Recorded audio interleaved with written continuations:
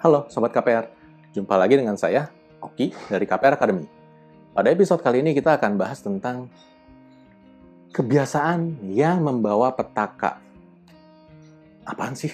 Emang ada kebiasaan apa sih yang sebegitu mengerikannya? Nah, ini saya mau cerita sedikit ya. Mungkin perjalanan hidup bagi kebanyakan dari kita nih, termasuk saya juga dan teman-teman. Mungkin kita banyak mempraktekkan hal-hal ini sehingga memang sampai hal-hal yang besar nantinya kita juga kelolosan gitu. Saya kasih contoh cerita tentang bagaimana kita pada saat kita masih kecil, dimana kita dikasih mainan segala macam. Di mainan itu memang biasanya kan suka ada petunjuk, tapi mungkin seringkali kita dibantuin main sama orang tua kita atau sama saudara kita yang lebih tua, sehingga kita nggak perlu lagi repot-repot baca petunjuknya, tapi langsung learning by doing, langsung kita ngerjain, beres, jadi. Nah, terus seiring berjalannya waktu, ini kita berkembang nih, kita udah jadi seorang remaja, ya, mungkin kita mau belajar naik motor atau apa gitu. Nah, ini kita belajarnya dari yang tahu gitu, bisa dari teman kita, atau bisa juga dari saudara kita yang lebih tua yang udah bisa naik motor duluan. Nah, dan lagi-lagi, sebenarnya motor itu punya buku manual sebenarnya ya. Tapi lagi-lagi ya karena ada yang langsung ngajarin, enak nih kita langsung langsung praktek aja.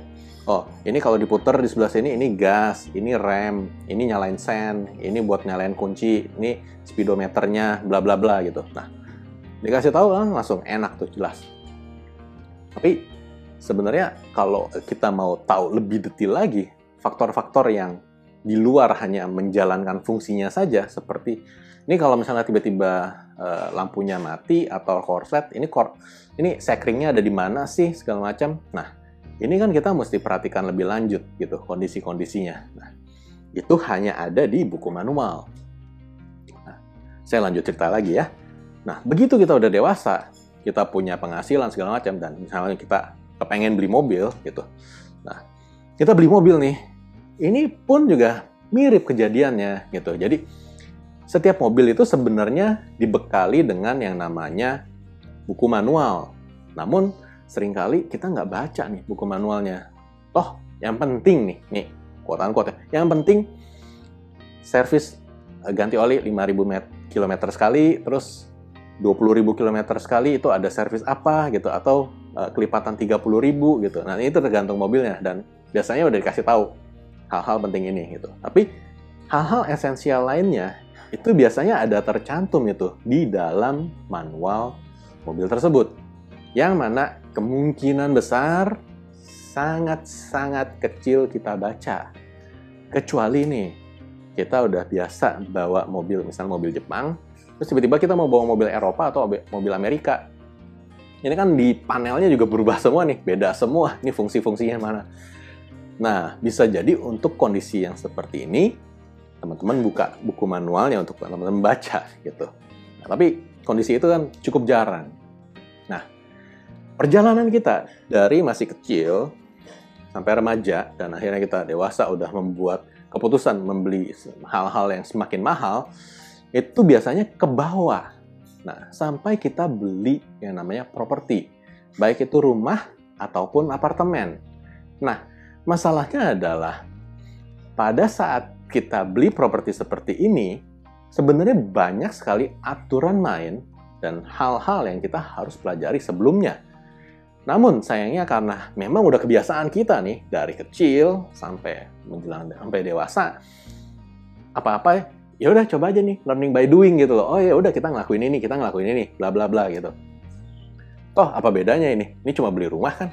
Cuma beli rumah itu gede, itu keputusan besar karena berkaitan dengan unsur ekonomi yang sangat besar karena nilainya jumbo. Nah, yang sering terjadi dan yang sering saya amati juga adalah pada setiap kali melakukan akad KPR itu suka terjadi pembelinya ini, si calon debitur KPR-nya ini nggak nanya detail, tapi dia udah langsung, oke, straight to the point aja deh. Oke, langsung hal yang paling penting apa yang saya perlu tahu. Langsung nembak kayak begitu. Suka ada yang nembak seperti itu ke notarisnya. Ya, notarisnya kan mau nggak mau jadi tadinya mau ngejelasin dulu poin-poinnya seperti apa. Jadi ya udah, mau nggak mau kan, wah nih kayaknya mau buru-buru dan ini mah perkara gampang lah gitu. Jadi dia cepet-cepet tuh nyampein kondisi-kondisi yang seperti itu. Nah, hal itu yang seringkali bikin kita bisa jadi kena atau jadi terjebak dalam hal-hal yang kita tidak ketahui.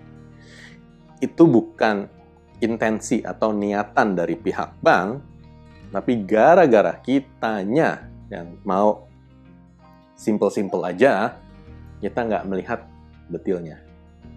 Nah, saya harap teman-teman yang sudah nonton video ini bisa merefleksikan diri, dan buat teman-teman yang tahu nih, teman-temannya yang mau transaksi properti atau teman-teman sendiri yang lagi mau transaksi properti, tolong dipraktekin ya. Jadi detilin setiap hal yang kamu perlu tahu, karena istilah kerennya the devil is in the details gitu. Detailnya itu yang sangat penting gitu. Jadi teman-teman perlu perhatikan klausul per klausulnya, sehingga teman-teman benar-benar paham apa yang menjadi hak dan kewajiban teman-teman. Dengan kondisi tersebut, saya harap teman-teman bisa menjalankan transaksi properti dengan lancar, dan kedepannya kalau misalnya sampai ada masalah, teman-teman memang sudah aware, sudah tahu gitu. Jadi nggak tiba-tiba langsung, oh kok bisa begini? Lah itu ada di perjanjiannya Pak. Oh ada ya? Nah, kalau kayak gitu kan agak malu. Jangan lupa ya, praktekin dan sharing ke teman-teman kalian yang lebih banyak lagi, supaya lebih banyak orang yang tahu, dan kita bisa membawa dunia properti kita dan dunia KPR kita ke next level yang lebih baik. Oke, sampai di sini dulu episode kali ini. Sampai jumpa di episode berikutnya. Bye!